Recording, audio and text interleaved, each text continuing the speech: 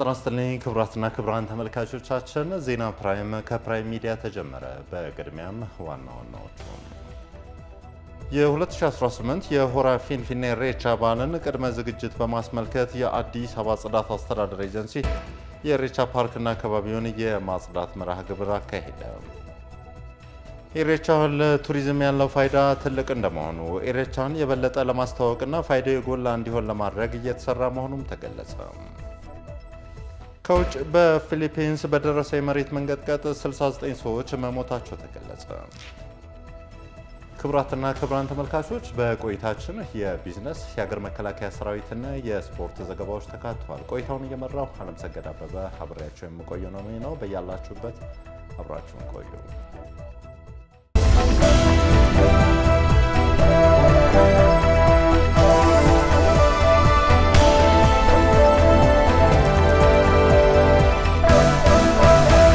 ወደ ቀዳሚ ጉዳይ አለፍን። የ2018 የሆራ ፊንፊኔ ኢሬቻ በዓል ቅድመ ዝግጅትን በማስመልከት የአዲስ አበባ ጽዳት አስተዳደር ኤጀንሲ የኢሬቻ ፓርክና አካባቢውን የማጽዳት መርሃ ግብር አካሄደ። ጽዮን እንዲፍራው ዝርዝሩን እንደሚከተለው ታቀርበዋለች። የ2018 የሆራ ፊንፊኔ ኢሬቻ በዓል ቅድመ ዝግጅት በማስመልከት የአዲስ አበባ ጽዳት አስተዳደር ኤጀንሲ ከ11 ክፍለ ከተማ ከተውጣጡ የመንገድ ጽዳት ሰራተኞች ጋር በመተባበር አርቲስቶች እንዲሁም የተለያዩ የከተማው የመስሪያ ቤት ኃላፊዎች በተገኙበት የኢሬቻ ፓርክና አካባቢውን የማጽዳት መርሃ ግብር አካሂደዋል። የአዲስ አበባ ጽዳት አስተዳደር ኤጀንሲ ዋና ዳይሬክተር አቶ ገዛኸኝ ዴሲሳ የመክፈቻ ንግግርን ባደረጉ ወቅት በአዲስ አበባ ከተማ የሚከበሩ ሁሉም የአደባባይ በዓላት የቱሪስት መስህብ እንዲሆን የአዲስ አበባ ጽዳት አስተዳደር ኤጀንሲና የመንገድ ጽዳት ሰራተኞች ድካምና ልፋት የተሳካም ነው ብለዋል። እኛ የመንገድ ጽዳት ሰራተኞችና የአዲስ አበባ ጽዳት አስተዳደር ኤጀንሲ ሁሉም የአደባባይ በዓላት አዲስ አበባን ስታንዳርዷን የጠበቀች የቱሪስት ከተማ እንድትሆን የምናደርገው ድካማችን፣ ልፋታችን የተሳካ ይመስላል። ከዚህ በፊት እንደምታውቁት እዚህ ቦታ ለመግባት እንግዶች እየተገፋፉ በጣም ጠባብ የነበረበት ለእንቅስቃሴ አስቸጋሪ የነበረበት ነው። በተጨማሪም የአዲስ አበባ ትምህርት ቢሮ ኃላፊ የሆኑት ዶክተር ዘላለም ሙላቱ የ2018 ሆራ ፊንፊኔ በዓል በማስመልከት የተለያዩ ቅድመ ዝግጅቶች እየተደረጉ መሆኑን በመጥቀስ በተለይም ከተማው ከተለያዩ ክልሎች ለሚመጡ እንግዶች እንዲሁም ለቱሪስቶች ምቹ እንድትሆን የከተማ አስተዳደሩና የከተማ ነዋሪዎቹ ጉልህ ሚና እየተወጡ መሆኑንም አክለዋል። እንግዲህ ከተማችን ለሆራ ፊንፊኔም ለሆራ አርሰዲም መዳረሻና መተላለፊያ መንገድ ነች። ቅዳሜ በዚህኛው በከተማችን የሚደረገውን በዓል ከተከበረ በኋላ ደግሞ ይህም ማህበረሰብ ደግሞ ወደ ቢሾፍቱ የሚያደርገው ጉዞ መተላለፊያም ማረፊያም ስለሆነች ሁሉም ማህበረሰብ ክፍል ነቅቶ ማህበረሰቡን እንዲያስተናግድ እንግዳ ተቀባይነትን የሚያረጋግጥበት ወንድማማችነትና እህትማማችነት ስሜት የሚያረጋግጥበት ስለሆነ በከፍተኛ ሁኔታ ስራዎች እየተሰሩ ይገኛል። ለመስቀል በዓል ከተማውን ጽዱ የማድረግ እንቅስቃሴ ሲያደርጉ እንደቆዩ በመጥቀስ ለኢሬቻ በዓልም ይህን ተግባር እንደሚቀጥሉ የጽዳት መርሃ ግብሩ ላይ የተገኙት አርቲስቶችና የጽዳት አስተባባሪዎችም ተናግረዋል። ካሁን በፊትም ያው እንደዚሁ ለመስቀልም በዓል እንደዚሁ አስፈላጊውን ጽዳት አድርገናል። ለኢሬቻም ደግሞ ያው እያደረግን ነው። የቻልነውን ያህል አስተዋጽኦ ለማድረግ ዝግጁ ነን። ዛሬ የተገኘ ነው የኢሬቻ በዓልን አስመልክቶ የጽዳት ዘመቻ ለማድረግ ነው የመጣ ነው። ያለው አስተዋጽኦ የሀገራችንን የቱሪስት መስህብ ይስባል ማለት እንዲሁም ለበዓል ለሚያከብሩት ቦታውን ጽዱ ለማድረግ ቅድመ ዝግጅት የሚመጡ እንግዶች ደስ ብሏቸው በጽዳቱ ኮርተው እንዲሄዱ ለማድረግ ነው የመጣ ነው ማለት ነው። በዓሉን ምክንያት በማድረግ ከሚደረጉ ቅድመ ዝግጅቶች መካከል የኢሬቻ ፓርክና አካባቢውን ማጽዳት ቀዳሚ መሆኑን በመግለጽ የሆራ ፊንፊኔ ኢሬቻ በዓል ከተከናወነም በኋላ የከተማውን የማጽዳት መርሃ ግብር እንደሚቀጥልም ተገልጿል። የኢትዮጵያ ሰርኩላር ኢኮኖሚ የጽዱ ኢትዮጵያን እሳቤ ለማሳካት ወሳኝ ሚና ይጫወታል ተባለ። የኢትዮጵያ ሰርኩላር ኢኮኖሚ 2025 የምክክር መድረክ በሳይንስ ሙዚየምም ተካሂዷል። ጫልሳ ገመዳ ተጨማሪ ዘገባ አለው።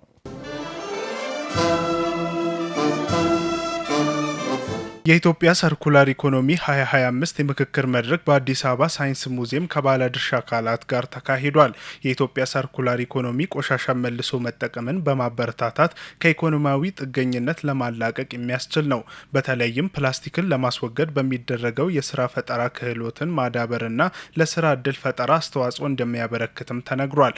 የአካባቢ ጥበቃ ባለስልጣን ዋና ዳይሬክተር ኢንጂነር ለሊሴ ነሜ የኢትዮጵያ ሰርኩላር ኢኮኖሚ የደረቅ ቆሻሻ አያያዝና አወጋገድ ስርዓትን በማዘመን የጽዱ ኢትዮጵያ ሀሳቤን ለማሳካት ጉልህ ሚና እንደሚኖረው ተናግረዋል። ዓለም ከሊኒየር ኢኮኖሚ ወደ ሰርኩላር ኢኮኖሚ እየሄደበት ያለበት ጊዜ ነው ያለነው። ኢትዮጵያ ደግሞ እንደ ምሳሌ የምትሆናቸው ብዙ ስራዎችን እየሰራ ነው የምንገኘው። እንደሚታወቀው ክቡር ጠቅላይ ሚኒስትራችን ጽዱን ኢትዮጵያን እውን የማድረግ ንቅናቄ ሪፎርሙን ከጀመሩ ጊዜ ጀምሮ እየሰሩ ነው የሚገኙት። ያንን ማዕከል አድርጎ የኮሪደር ልማት፣ የወንዝ ዳርቻ ልማቶች እንዲሁም ደግሞ በተለያዩ አካባቢዎች አካባቢን የማጽዳትና መልሶ መጠቀምን ኢንትሮዲዩስ የማድረግ ስራዎች እየተሰሩ ነው የሚገኙት ማለት ነው። ሀገሪቱ የሀገር በቀል ኢኮኖሚ እቅድን በመተግበር ጽዱና የበለጸገች ኢትዮጵያን ለትውልድ ለማውረስ በብርቱ እየሰራች መሆኗንም ገልጸዋል። የኢትዮጵያ ሰርኩላር ኢኮኖሚ ቆሻሻን መልሶ በመጠቀም ረገድ በሚሰራው ስራ በርካታ ማህበራዊና ኢኮኖሚያዊ ጠቀሜታ እንደሚያስገኝም አስረድተዋል። ለዚህም ሁሉንም ኢትዮጵያዊ ተጠቃሚ የሚያደርግ ሮድማፕ መዘጋጀቱንም ነው የተናገሩት። ሁሉም ኢትዮጵያውያን ወጣቶች ተጠቃሚ እንዲሆን የሚያስችል ሮድማፕ ነው ማለት እንችላለን። ዛሬ የምታዩቸው ውስን የስሞል ኤንድ ሚዲየም ኢንተርፕራይዝ ምሳሌዎች የሚሆኑ ተቋማት አሉ። እነሱም ደግሞ እስካሁን እየሰሩ ያሉት ስራዎች በተለይ ደግሞ በስሞል ስኬል ስለሆነ ሁሉም አካባቢ ላይ ተደራሽ ለማድረግ የሚያስችል ስርዓትና የፋይናንስ ሰፖርት ያስፈልገናል። ለዛም ደግሞ ምን ሄድበትን ስትራቴጂ ክሊርሊ ያስቀመጠ ሰነድ ነው ማለት እንችላለን። በዓለማችን በሰርኩላር ኢኮኖሚ ቀዳሚ ከሆኑ ሀገራቶች ውስጥ ፊንላንድ ቀዳሚዋ ስትሆን በአዲስ አበባ የፊንላንድ አምባሳደር ሲኒካ አንቲላ የኢትዮጵያ ሰርኩላር ኢኮኖሚ ሀብትን ለማገዝ ዝግጁ መሆናቸውን ገልጸዋል። Business models is bring young men, women to create innovative new jobs. ኢትዮጵያ ታዳጊ ሀገር ናት። የሰርኩላር ኢኮኖሚ ሀብትን ወጣቶች በአግባቡ በመጠቀም ወደ ስራ መቀየር ይኖርባቸዋል። የኛም ሀገር ያላት ተሞክሮ ተመሳሳይ ነው። ፊንላንድ ከኢትዮጵያ ጋር ወዳጅ እንደመሆኗ መጠን በዚህ የሰርኩላር ኢኮኖሚ ዙሪያ ያለንን ተሞክሮ ለማካፈልና ለማገዝ ዝግጁ ነን። ሰርኩላር ኢኮኖሚያዊ ሀብት በአግባቡ ለመጠቀም አካባቢን ለመጠበቅ ለኢኮኖሚ እድገትና ዓለም አቀፍ ተወዳዳሪ ምርቶችን ለማቅረብ ለስራ ፈጠራ ምቹ ሁኔታን እንደሚፈጥርም ተናግረዋል። ታላቁ የኢትዮጵያ ህዳሴ ግድብ ግንባታ መጠናቀቅ ኢትዮጵያውያን በቁርጠኝነትና በአንድነት መቆም ከቻሉ ያሰቡትን ማሳካት እንደሚችሉ ያሳየ ፕሮጀክት ነው ሲሉ የጎፋ ዞን የሳውላ ከተማና የአካባቢው ነዋሪዎች ገለጹ። ፕሮጀክቱ የኢትዮጵያን የከፍታ ዘመን የሚያፋጥን ስለመሆኑ ሀሳባቸውን ለፕራይም ሚዲያ አጋርተዋል። ሀሳባቸውን ተከታትለን ተመልሰን እንገናኛለን። ስሜ አስር አለቃ አጥናፉ ጌታቸው ይባላል። በጎፋ ዞን የዛላ ወረዳ ጋልማ ከተማ ነዋሪ ነኝ። የኢትዮጵያን ብርቱ ክንድ እና በአንድነት በመደራጀት በማዋጣትና በመደራጀት የአባይን ግድብ ብልጽግና መንግስት ከፍተኛ በሆነ በአንድነት መንፈስ በመደመር መንፈስ በማጠናቀቁ እጅግ በጣም እንደ ጎፋ ህዝብ እጅግ በጣም ደስተኛ ሆነን እስከ ዛሬ ድረስ በእውነት ሰላማዊ ሰልፍ ጭምር ነው ያደረግነው። ስሜ አቤም ትንሳኤ ይባላል። የ10ኛ ክፍል ተማሪ ነኝ እና የሳውላ ከተማ ተወላጅ ነኝ። ህዳሴ ግድብ በማለቁ የብዙ እናቶች እንባ እንደሚታበስና ያኚ እንጨት እየለቀሙ እያለቀሱ ሀገራቸውን እያስጠሩ የሚኖሩ ሴት እናቶቻችን ከዚህ በኋላ እንደ ድሮ እንደማይቀጥል ተስፋ አድርጋለሁ። ምክንያቱም ይህ ህዳሴ ግድብ በማለቁ በተለያዩ ቦታዎች ጨለማ ቦታዎች እየበሩ የሚያለቅሱ እንባዎች እየታበሱ ይገኛልና ህዳሴ ግድቡ ማለቁ እንደኔ በቃ ደስተኛ ነኝ። ከምንም በላይ የሚያስደስት ነገር ነው። ስሜ ስለሺ አጥናፉ እባላለሁ። የህዳሴ ግድብ እንግዲህ ትውልድ ቅብብሎች ነው እዚህ ያደረሰው። ቀደም ሲል የነበሩ መሪዎቻችን ያስጀመሩትን ዛሬ ደግሞ ያው ይሄ ትውልድ ወጣቶች፣ እናቶች፣ አባቶች፣ ወታደር፣ ተማሪ ሁሉም ከራሱ መዋጮ እያዋጣ ዛሬ ምንም የሌላ አገር ድጋፍ ሳይኖረው ነው ይሄን ለዚህ በቃውና በጣም ደስ የሚል ነው። ስለዚህ ብዙ ጠላቶች ነበሩን ብዙ ይሄን ነገር እንዳይካሄድ ሲያደናቅፉ የነበሩ ሌሎች ሀገሮች ነበሩ የውጭ ሀገሮች እና ግን ዛሬ ይሄን በማየታችን በጣም ጥሩ ነው ለትውልድም በጣም እድለኛ ትውልድ ነኝ ይሄን በማየቴ ነው ማለት ስሜ ዝናባ ዱባሌ ይባላል የሳውላ ከተማ ተወላጅ ነኝ ይሄ ለኛ ትልቅ የድል ጅማሮ ነው ደግሞ በአዲሱ አመት መጀመሪያ የሚያገኘ ነው እንደ ሀገር ትልቅ ጸጋና በረከታችን ስለሆነ ትልቅ ደስታ ሰምቶኛል እንግዲህ ትልቅም ነን ትልቅም እንሆናለን ስሜ ምስጋናው መንገሻ ይባላል ያው ህዝባችንም እኛም በግላችንም በብዙ ድጋፍ እየደገፈን ያገዘን ብዙ አመት ቆይተን ያው በመሳካት እኛም ደስ ብሎናል በጣም ደስተኞች ነን ኢሬቻ ለቱሪዝም ያለው ፋይዳ ትልቅ እንደመሆኑ ኢሬቻን የበለጠ ለማስተዋወቅና ፋይዳው የጎላ እንዲሆን ለማድረግ እየተሰራ መሆኑ ተገለጸ አቶ አደማማ በኦሮሚያ ቱሪዝም ኮሚሽን የቱሪዝም መዳረሻ ልማትና አስተዳደር ዳይሬክተር ከፕራይም ሚዲያ ጋር በነበራቸው ቆይታ እንደገለጹት ከሆነ የኢሬቻ በዓል የኦሮሞ ህዝብ ለፈጣሪው ምስጋና የሚያቀርብበት የሰላም የእርቅና የወንድማማችነት የአደባባይ ክብረ በዓል በመሆኑ ባህላዊ እሴቱን ጠብቆ እንደሚከበርም ገልጸዋል ሀና አስታጥቄ ተጨማሪ አላት ኢሬቻ ለቱሪዝም ያለው ፋይዳ ትልቅ እንደመሆኑ ኢሬቻን የበለጠ ለማስተዋወቅና ፋይዳው የጎላ እንዲሆን ለማድረግ እየተሰራ መሆኑ ተገለጸ። አቶ አደማማ በኦሮሚያ የቱሪዝም ኮሚሽን የቱሪዝም መዳረሻ ልማትና አስተዳደር ዳይሬክቶሬት ዳይሬክተር ከፕራይም ሚዲያ ጋር በነበራቸው ቆይታ እንደገለጹት የኢሬቻ በዓል የኦሮሞ ህዝብ ለፈጣሪው ምስጋና የሚያቀርብበት የሰላም የእርቅና የወንድማማችነት የአደባባይ ክብረ በዓል በመሆኑ ባህላዊ እሴቱን ጠብቆ እንደሚከበርም ገልጸዋል። ኢሬቻ ከፍተኛ የቱሪዝም ገቢ ማስገኛ በዓል እንደመሆኑ የአገልግሎት ሰጪ ተቋማት ጋር ስራዎች እየሰሩ መሆኑን ተናግረዋል። ኢሬቻ ለቱሪዝም ውስጥ ላሉ አክተሮች በጣም ትልቅ ኦፖርቹኒቲ ነው። ምክንያቱም ቱሪዝም ማለት ጉዞ ነው። ጉዞ ደግሞ የራሱ ሰበብ ይፈልጋል ማለት ነው። መስህብ ይፈልጋል ወይም ደግሞ ቢዝነስ ጉዳዮች ይፈልጋል። ለምሳሌ አሁን ባሌ ማውንቴንስ ናሽናል ፓርክን ለቱሪስት ጉዞ ሰበብ ነው። ኢሬቻም እንደዛው ለቱሪስት ጉዞ ሰበብ ነው። ስለዚህ ይህንን አሴት ልክ ባሌ ማውንቴንስ ናሽናል ፓርክ ብለው ፓኬጅ እንደሚሰሩት ሆቴሎቹ ቱር ኦፕሬተሮቹ ለኢሬቻም የቱር ፓኬጆች መስራት አለባቸው። ይሄን ነገር ከዚህ በፊት አልነበረም ነበር ሀሳቡ ማለት ነው።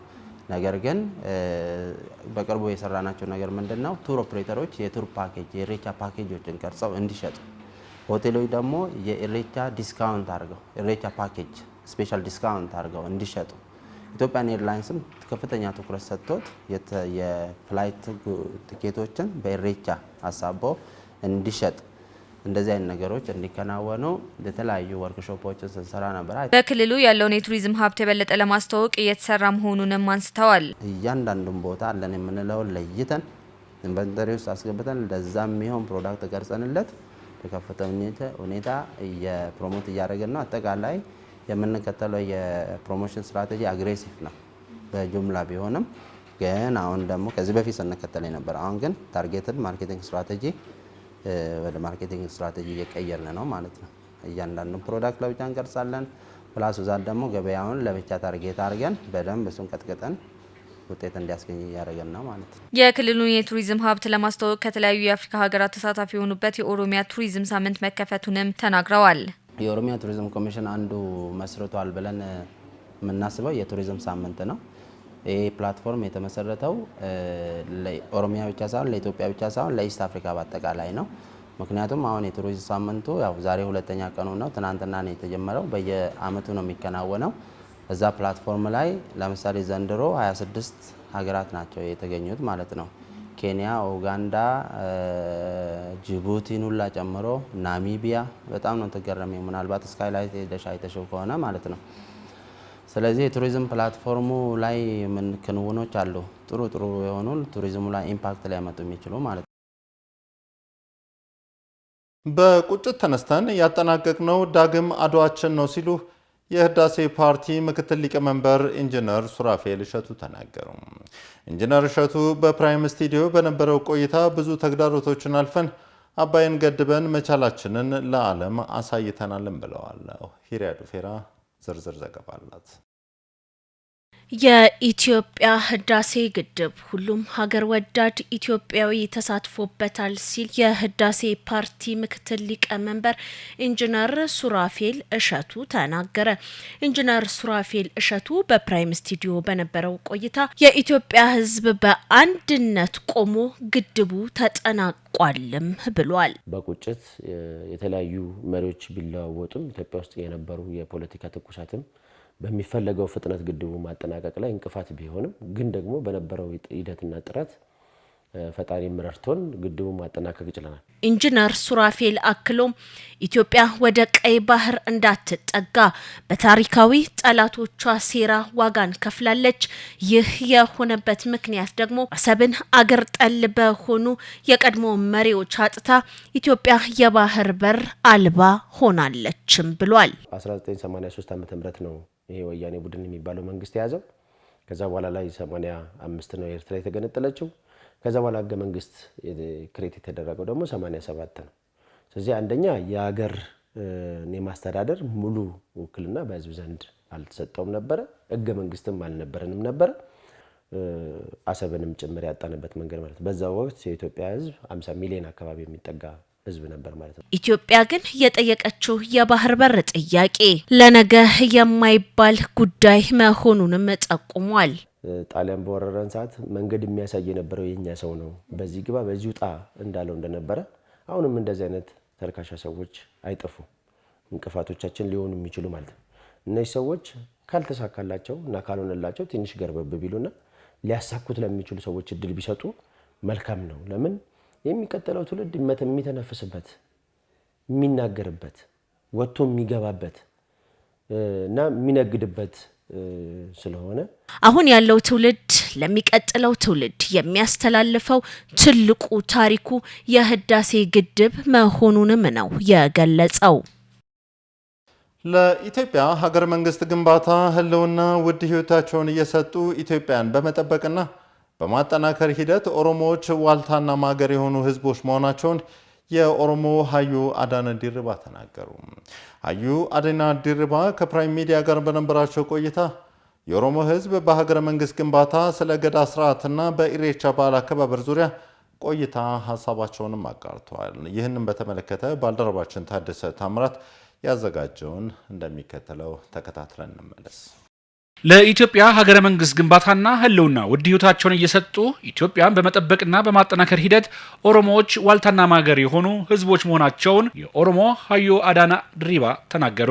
ሀዩ አዳነ ድሪባ ከፕራይም ሚዲያ ጋር በነበራቸው ቆይታ እንደተናገሩት ታላቁ የኦሮሞ ህዝብ ለኢትዮጵያ ሀገረ መንግስት ግንባታ የራሱ ሚና እንደተጫወተም ተናግረዋል። እጅግ በጣም የላቀ እና እንደውም ለኢትዮጵያ ህዝብ ማልፎ ለአፍሪካ ህዝቦች ማልፎ ለኮሽ ህዝቦች ደግሞ ትልቅ ሚና የተጫወተና ከባህሉ ከወጉ ጋራ የቆየና የገዳ ስርዓትን ለዓለም ህዝብ ያበረከተ ከኢትዮጵያ አልፎ ለአፍሪካ ለኮሽ ህዝቦች ለዓለም ህዝብ ያበረከተ ቀጥሎ ደግሞ ለኢሬቻም ደግሞ የኦሮሞ ህዝብ ብቻ ሳይሆን የኢትዮጵያ ህዝብ ሀብት፣ የኮሽ ህዝቦች ሀብት፣ የአፍሪካ ሀብት፣ የዓለም ህዝብ ሀብት ስለሆነ በዚህ ሚና ውስጥ ከፍተኛ ሚና አለው። የዲሞክራሲያዊ ስርዓት ፈርቀዳጅ የሆነው የኦሮሞ ህዝብ ሀብት የገዳ ስርዓት ለሌሎች ታላላቅ ሀገራት እየተጠቀሙበት እንደሚገኙም ገልጸዋል። እኛ ባለማወቃችን ነው እንጂ ዛሬ አሜሪካ የዓለም ዲሞክራሲ አባት የሆነችው ከገዳ ስርዓት ላይ ነው ወስዳ ዲሞክራሲ የዓለም ዲሞክራሲ አባት የሆነችው። እኛ ግን ሳንጠቀምበት እነሱ ወስዶ እየተጠቀሙበት ነው። እኛ ግን እንደ ባህል ይዘን ቁጭ ያልንበት እና ተኛንበት አለማወቃችን ነው ማለት ነው። ይህ ደግሞ የኛ የእድሜ ልክ ኢትዮጵያ ከጦርነትና ከረሃብ እንዳይወጣ የሚያደርጉት ኤሊቶች እነሱ ናቸው። ይሄን ገዳ ስርዓት ወደ ህዝብ ወጥቶ አገርን ህዝብን በስርዓቱ እውነተኛ ዲሞክራሲ ስልጣን በገዳ ስርዓት 8 ዓመት መረካከበው ገዳ ባህላዊ የስልጣን አስተዳደር ስርዓት ሲሆን በዚህ የዲሞክራሲያዊ ሂደት ውስጥ የሀደ ስንቄዎች ሚና ከፍተኛ መሆኑን የጠቆሙት ሀዩ አዳነ ድሪባ ስርዓቱ ሰላምን፣ አንድነትን፣ መከባበርን አጥብቆ የሚሰብክ ስርዓት መሆኑንም ተናግረዋል። የዘንድሮ የኢሬቻ በዓል ከሌሎች ጊዜያቶች ለየት የሚያደርገው የታላቁ የህዳሴ ግድብ ግንባታ በህዝባችንና በመንግስታችን ቁርጠኛ ክትትል ተመርቆ ደስታችንን እያጣጣምንበት ባለንበት ወቅት በመሆኑ የተለየም ያደርገዋል ብለዋል። የዘንድሮን የኢሬቻ ባህል በተመለከተም አዩ አዳነ ድሪባ ሲናገሩ ከቤት እርቀ ሰላም ይጀምራል፣ ከጎረቤት ይጀምራል፣ ከአካባቢ ይጀምራል እስከ መላ ሀገሪቷ ውስጥ እርቀ ሰላም ይፈጥራል። እርቀ ሰላም ፈጥሮ ነው ወደ ኢሬቻ የሚከደው እንጂ ሳይታረቅ ማንም ኢሬቻ ቦታ አይሄድም። ከዚህ በፊት በነበሩ ተጽዕኖዎች ምክንያት የኦሮሞ ህዝብ ማንነትና ባህሉ ቢደበዝዝም በአሁኑ ወቅት ግን ዳግም ማንሰራራት መቻሉን አባገዳዎች ተናገሩ። አባገዳዎች ከፕራይም ሚዲያ ጋር በነበራቸው ቆይታ ኢሬቻ የኦሮሞ ህዝብ አቅም መሆኑን ግልጽ ነው ሲሉም ተናግረዋል። ሂሪያ ዱፌራ ተጨማሪ ዘገባ አላት። ከገዳ ስርዓት ጋር ጥብቅ ግንኙነት ያለው በኦሮሞ ማህበረሰብ ዘንድ ለዘመናት ሲከበር ቆይቷል። ኢሬቻ የኢሬቻ በዓል ከ16ኛው ክፍለ ዘመን በኋላ የሃይማኖቶች መስፋፋትን ተከትሎ እየተቀዛቀዘ መምጣቱን ምሁራን ይስማማሉ። በአሁኑ ወቅት ግን የኢሬቻ በዓል እየተጠናከረ ከኦሮሞ ህብረተሰብ አልፎ በሀገሪቱ ውስጥ የሚገኙ ብሔርና ብሔረሰቦች ሳይቀሩ የሚታደሙበት ከባህር ማዶ በተለያዩ የዓለም ክፍሎች ውስጥ የሚገኙ የኦሮሞ ብሔር ተወላጆች በደማቅ ሁኔታ የሚያከብሩት ተናፋቂ በዓል ሆኗል። በፕራይም ስቱዲዮ ቆይታ ያደረጉት አዩ ገዳ ቱለማ ነገሰ ነገው የኢሬቻ ቀን አምላክ ወይንም ዋቃ የሚመሰገንበት ጊዜ መሆኑን ጠቁመው ወደ ኢሬቻ በሚኬድበት ጊዜና ሲመለሱ የተለያዩ የምስጋናና ፈጣሪን የመለማመኛ ስነ ስርዓት መኖሩንም ይናገራሉ። ኢሬቻ ሲዱፍኔ ኖሪያ መልካ የሚሉት ሲሄዱ ነው። ሲመለሱ ደግሞ ኢሬቻ ሲገሌ ኖሪያ ድሬ አራራክ ድሬ ማለት አካባቢ ማለት ነው ብሎ ሴቶቹ ያመልካሉ። መሪውም ደግሞ ሲሄዱ ነው እንጂ ሲመለሱ ጨፈራ ነው። በቃ የኦሮሞ ህዝብ በነበሩ ተጽዕኖዎች ማንነቱና ባህሉ ቢደበዝዝም አሁን ግን ወደ ቀድሞ ማንነቱ በድል ተመልሷል ያሉት ደግሞ አባገዳ ደመላሽ ጌታቸው ገዳ ናቸው።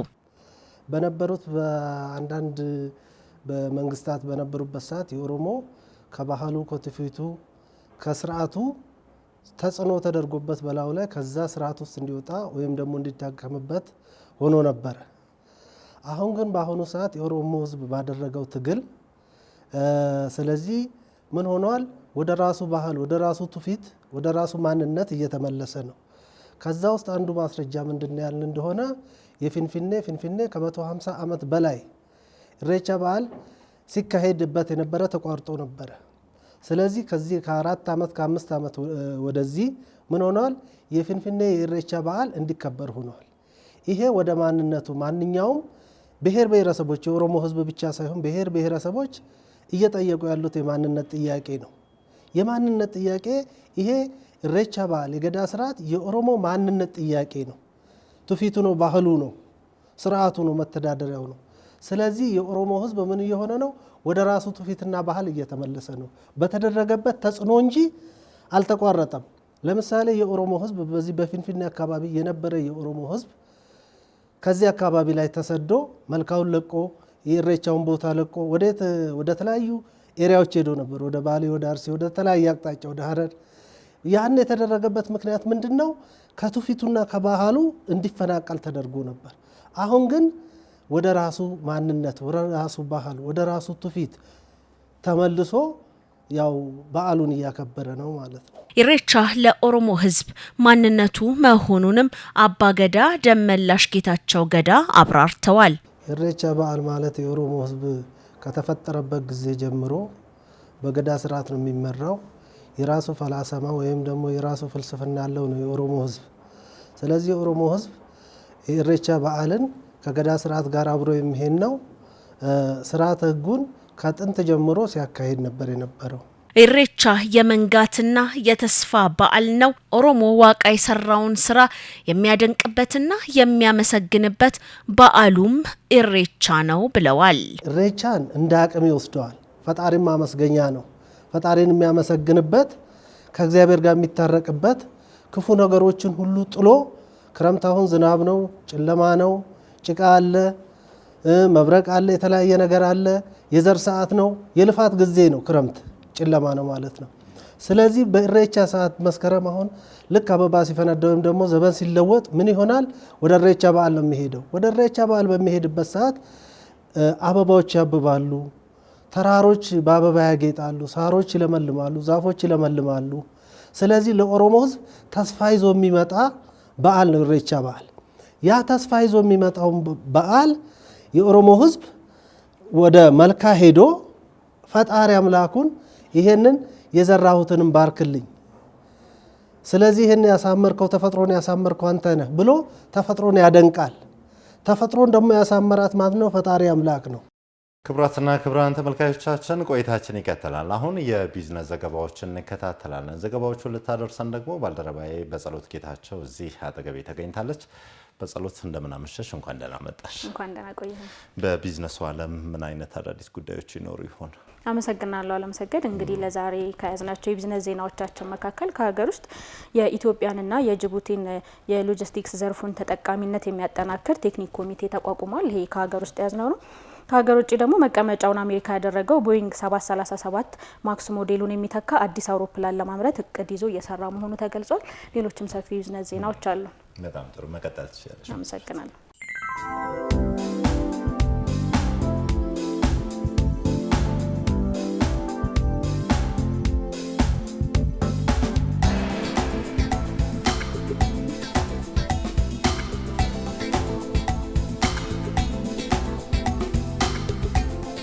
የኢትዮጵያንና የጅቡቲን ሎጂስቲክስ ዘርፍ ተጠቃሚነት የሚያጠናክር ቴክኒክ ኮሚቴ ተቋቋመ። ቴክኒክ ኮሚቴው የዘርፉን ችግሮች በጋራ በመፍታት ተጨማሪ የውጤት እድሎችን መፍጠር የሚያስችል እንደሆነም ተገልጿል። ላለፉት 2 ቀናት በጅቡቲ ሲካሄድ የቆየው ሁለተኛው የኢትዮ ጅቡቲ የቢዝነስ ማስፋፊያ ጉባኤ ተጠናቋል። በአዲስ አበባ የተካሄደው የመጀመሪያው ዙር ጉባኤ ክፍተቶችን በመለየት የመፍትሄ አቅጣጫዎችን የዳሰሰ ሲሆን በሁለተኛው ዙር ይህንን በመገምገምና አቅጣጫ በማስቀመጥ የሚከታተለውን ቴክኒክ ኮሚቴ አቋቁሟል። ኮሚቴው በሁለቱም ሀገራት ከሎጂስቲክስ ዘርፉ ጋር ትስስር ካላቸው ተቋማት የተወጣጣ ነው። የዘርፉን ጤናማነት በመጠበቅ የዘመኑን ቴክኖሎጂ በማስጠበቅና ብቁ የሰው ኃይል በማፍራት ለሌሎች ዘርፎች እንዲተርፍ ማድረግ እንደሚገባ በመድረኩ ተጠቅሷል። ባለፉት 3 ዓመታት የጥጥ ምርታማነትና ጥራትን የሚያሻሽሉ ስራዎች በመከናወናቸው የሀገር ውስጥ ፍጆታን ከማሟላት ባሻገር የውጭ ምንዛሬ ገቢ እያስገኘ መሆኑን የግብርና ሚኒስቴር አስታወቀ። ኢትዮጵያ ለጥጥ ልማት አመቺ የሆነ ወደ 3 ሚሊዮን ሄክታር የሚጠጋ ለም መሬት እንዳላት የኢትዮጵያ ጨርቃጨርቅ ኢንዱስትሪ ልማት ኢንስቲትዩት መረጃ ያሳያል። መንግስት ለጥጥ ምርት ተስማሚ በሆኑ አካባቢዎች ያለውን አቅም በመጠቀም እየጨመረ የመጣውን የጥጥ ፍላጎት ለማሟላትና የዘርፉን አቅም ለመጠቀም እየሰራ ይገኛል። ለዚህም በጥጥ እሴት ሰንሰለት ላይ ያተኮረ ብሔራዊ የጥጥ ልማት የባለድርሻ አካላት ጥምረት የተቋቋመ መሆኑን የግብርና ሚኒስቴር አስታውቋል። የጥጥ መዳመጫ ፋብሪካዎች ተደራሽነትን በማስፋፋት አምራቾች ምርታቸውን በቀጥታ ለሀገር ውስጥና ለውጭ ገበያ በማቅረብ ተጠቃሚነታቸውን ለማሳደግ መስራት እንደሚገባም ተገልጿል። እየተከታተላችሁ ያላችሁት የቢዝነስ ዜናዎቻችንን ነው። አሁን ደግሞ ከውጭ ወዳገኘናቸው የቢዝነስ ዜናዎች እናልፋለን። አብራችሁን ቆዩ። መቀመጫውን በአሜሪካ ያደረገው ቦይንግ 737 ማክስ ሞዴሉን የሚተካ አዲስ አውሮፕላን ለማምረት አቅዶ እየሰራ መሆኑን ገለጸ። 737 ማክስን ለመተካት በይፋ ያልተገለጸው አዲሱ ሞዴል አሁንም በቅድመ ልማት ላይ ሲሆን የፌዴራል አቪዬሽን አስተዳደር ፍቃድን በመጠባበቅ ላይ ነው። ኩባንያው ገበያውን እየተከታተለ ባለበት ወቅት ቦይንግ ወደ 6000 የሚጠጉ የንግድ አውሮፕላኖችን ለማቅረብና የምስክር ወረቀት ለመስጠት ትኩረት ሰጥቶ እየሰራ መሆኑን ገልጾ ለአዲስ ምርት መዘጋጀቱንም ተናግሯል። የአቪዬሽን ድርጅቱ የአዲሱ አውሮፕላን ምርት ቢያንስ 15 በመቶ የነዳጅ ቆጣቢነትን መጨመር ላይ ያተኩራል ብሏል። ቦይንግ እንደ ኤርባስ ካሉ የአውሮፓ ተቀናቃኞች ያጣውን ገበያ መልሶ ለማግኘት እየጣረ ነው ሲል የዘገበው አናዶሉ ነው። የጀርመን ስራ አጥነት በመስከረም ወር ከተገመገመው በላይ ከፍ ብሏል ተባለ። ቀጣይነት ባለው ደካማ ኢኮኖሚ ውስጥ በጀርመን ውስጥ ስራ አጥነት በመስከረም ወር ከ14000 ወደ 2.98 ሚሊዮን ከፍ ማለቱ የሀገሪቱ የፌዴራል የቅጥር ኤጀንሲ አስታውቋል። በጀርመን የተስተካከለው የስራ አጥነት መጠን በ6.3 በመቶ ያልተለወጠ መሆኑም ተጠቁሟል። ይህ በእንዲህ እንዳለ የጀርመን ኢኮኖሚ በመጀመሪያው ሩብ ዓመት ከ0.3 በመቶ እድገት በኋላ በሁለተኛው ሩብ 0.1 በመቶ ቀንሷል። ይህም የማኒፋክቸሪንግ ዘርፉ ደካማ መሆኑ ተገልጿል። የወለድ ተመኖች መጨመርና መዋቅራዊ ለውጦች በጀርመን ኢኮኖሚ ላይ ስጋት ይፈጥራሉ ሲል የዘገበው ኢሮኒውስ ነው። ለሰዓቱ ያዝናቸው የቢዝነስ ዜናዎች ይመስሉ ነበር። ቀሪ ፕራይም ዜናዎች ይቀጥላሉ። መልካም ቆይታ።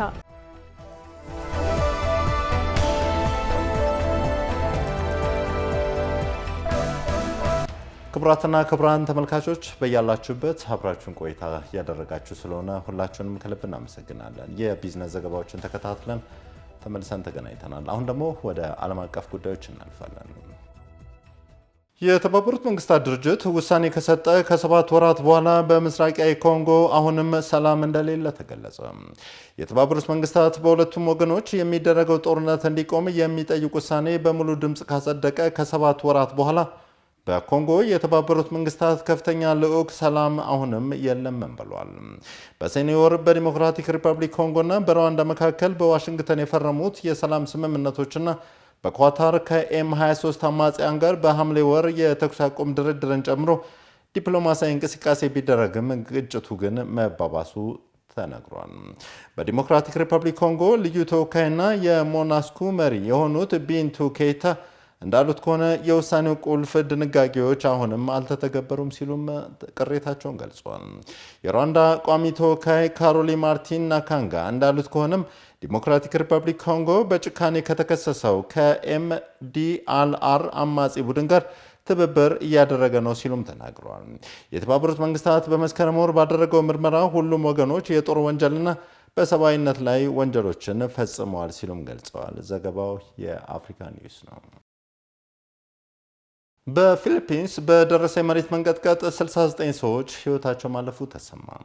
በማዕከላዊ ፊሊፒንስ 6.9 በሬክተር ስኬል በደረሰ የመሬት መንቀጥቀጥ ቢያንስ 69 ሰዎች ሲሞቱ በርካቶች ለጉዳትም ተዳርገዋል።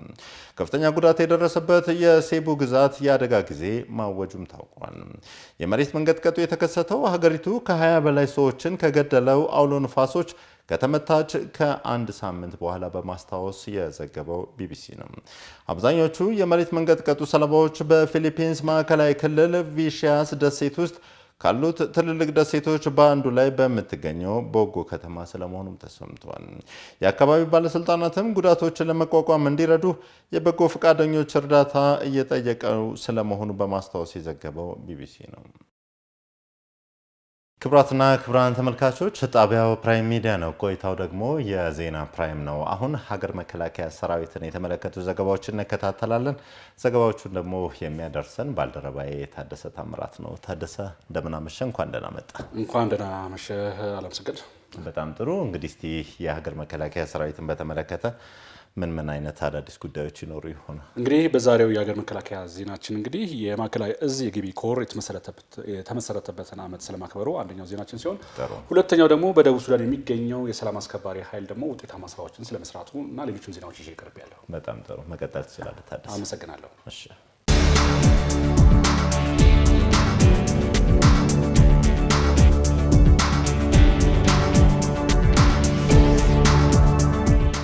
ማዕከላዊ እዝ በየጊዜው የሚገጥሙትን ፈተናዎች እያለፈ ድል እያስመዘገበ ይገኛል ሲሉ ሌተናል ጄኔራል ዘውዱ በላይ ገለጹ። ማዕከላዊ እዝ ተቋሙ የሰጠውን ግዳጅ በአስተማማኝ መልኩ ለመወጣት ወቅቱ የሚጠይቀውን መልኩ በየጊዜው ራሱን በስልጠና እያደሰ የመጣ ጀግና እዝ በመሆኑ በክብረ በዓሉ ላይ የተገኙት የማዕከላዊ እዝ አዛዥ ሌተናል ጄኔራል ዘውዱ በላይ ገልጸዋል። የግቤ ኮርም ሀገርም ለመበተን ከልማት ጥረታችን ለማስተጓጎል ጸረ ሰላም ኃይሎችን የተንኮል ሴራ በማክሸፍ ህዝብ ሀገርን እየታደገ ጀግና ኮር መሆኑንም ተናግረዋል። የግቤ ኮር ከምስረታው ጀምሮ በተሰለፈባቸው አውደ ውጊያዎችና የግዳጅ ቀጠናዎች የድል ምልክት መሆኑን የገለጹት ጄኔራል መኮንኑ በቀጣይም አስተማማኝ ሰላም ለማረጋገጥ ለሚሰጠው ተልዕኮ የበለጠ እንዲዘጋጅም አመላክተዋል። ግቤ ኮር በበርካታ የሀገራችን አካባቢዎች በድል የታጀበ ግዳጅ መፈጸሙን የጠቆሙት ሌተናል ጄኔራል ዘውዱ በላይ ለዚህ ግዳጅ ከፍተኛ መስዋዕትነት በመክፈል የማይረሳ ታሪክ የፈጸመ የሀገር አለኝታ መሆኑንም አስታውቀዋል። የተገኘውን ሰላም ማጠናከር የሰራዊታችን ብቻ ሳይሆን የህብረተሰቡም ድርሻ መሆን አለበት ሲሉ የምዕራብ ወለጋ ዞን ዋና አስተዳዳሪ አስታወቁም። በምዕራብ ወለጋ ዞን ከዓመታት በፊት ያጋጠሙ የነበሩ የጸጥታ ችግሮች ተቀርፈው ማህበረሰቡ ልማቱን ለማረጋገጥ በትኩረት እየሰራ እንደሚገኝ የምዕራብ ወለጋ ዞን ዋና አስተዳዳሪ አቶ ተሊላ ትርፉ ገልጸዋል። በአሁኑ ወቅት የምዕራብ ወለጋ ዞን 20 ወረዳዎችና 2 የከተማ አስተዳደሮችን አጠቃሎ የያዘ ሲሆን የግቤ ኮር ከሰሜኑ ግዳጅ በኋላ በተሰማራበት አካባቢ በህዝብ ላይ አደጋ ፈጥሮ የነበረውን የኦነግ ሸኔ ቡድን ድባቅ በመምታት ዞኑ ተጋርጦበት ከነበረው የጸጥታ ስጋት ማዳን የቻለ ኮር መሆኑንም ተናግረዋል። ሰራዊቱ ከአካባቢው የጸጥታ አካላትና ማህበረሰብ ጋር በመሆን በሰራቸው የጸጥታ ስራዎችና በተመዘገበው ሰላም ተቀዛቅዞ የነበረው የመሰረተ ልማት እንቅስቃሴ አሁን ላይ በከፍተኛ ሁኔታ መነቃቃቱን የገለጹት የዞኑ አስተዳዳሪ በጸጥታ ስጋት በአካባቢው ርቀው የነበሩ ኢንቨስተሮችም ተመልሰው የልማት አካል እየሆኑ እንደሚገኙም ገልጸዋል። አቶ ተሊላ ተርፉ ማህበረሰቡ የአካባቢውን ሰላም ለማደፍረስ ሙከራ የሚያደርጉ ሰርጎ ገቦችን በተደራጀ መልኩ ለሰራዊቱና ለጸጥታ አካላት አሳልፎ በመስጠት የተጀመሩ የልማት ስራዎችን በማፋጠን የበኩሉን አስተዋጽኦ ማበርከት እንደሚገባውም አሳስበዋል። በደቡብ ሱዳን የዌስተርን ኢኳቶሪያል ስቴት ሰላም ከጊዜ ወደ ጊዜ እየተሻሻለ መምጣቱም ተገለጸ። በቀጠናው ኃላፊነቱን እየተወጣ የሚገኘው የ21ኛው ሞተራይዝ ሰላም አስከባሪ ሻለቃ ህዝብን ላስቀደመ ተልዕኮ ክብርና አድናቆት እንዳላቸው የዌስተርን ኢኳቶሪያል ስቴት አስተዳዳሪ ሚስተር ባስተርስ ጀምስ ተናግረዋል። ከእኔ ጋር ለውይይት የተቀመጣችሁ የተለያዩ ሀገራት የሰላም አስከባሪ ተወካዮች እና የድርጅቱ ሰራተኞች በሰላም ዙሪያ መፍትሄ ለማፈላለግ የልዩ ልዩ ሀሳቦች የምናራምድ በአፈጣጠር አንድ ስለሆንን የሰው ልጅ ሰላም ነው ብለዋል። አስተዳዳሪው ሚስተር ባስተርስ ጀምስ የቀጠናው ሰላም ከጊዜ ወደ ጊዜ እየተሻሻለ የመጣበት ሁኔታ እንዳለ ጠቁመው የዚህ ምክንያት በአካባቢው የተሰማራው የ21ኛው ሞተራይዝ ሰላም አስከባሪ የተሰጠውን የዩናሚስ ተልዕኮ በላቀ ብቃት በመከወኑ እንደሆነም አንስተዋል። በደቡብ ሱዳን የሴክተር ሳውዝ አዛዥ ብርጋዴር ጄኔራል ሺሽር ባርዋጅ የዩናሚስ የቀጠናው ሰላም ማስከበር ግዳጅ ከተረከበ ጊዜ ጀምሮ ያከናወናቸው ሰፋፊ የሰላም የጸጥታ ስራዎች ውጤት በማምጣታቸው ዛሬ ላይ በቀጠናው ያለው ሰላም ሊሻሻል ችለዋልም ብለዋል። የ21ኛው ሞተራይዝድ ሰላም አስከባሪ ሻለቃ አዛዥ ኮሎኔል እንዳለ እሸቱ የተሰጠንን የዩናሚስ ተልዕኮ ከማረጋገጥ አንጻር አካባቢው ማህበረሰብና የጸጥታ አካላት ጋር በቅንጅት መስራታችን ግዳጃችንን አጠናክረን እንድንወጣ አስችሎናል ብለዋል። ተመልካቾቻችን ከመከላከያ ምንጮቻችን ያገኘናቸውን ዜና መከላከያ ይህን ይመስላሉ። ሰላም።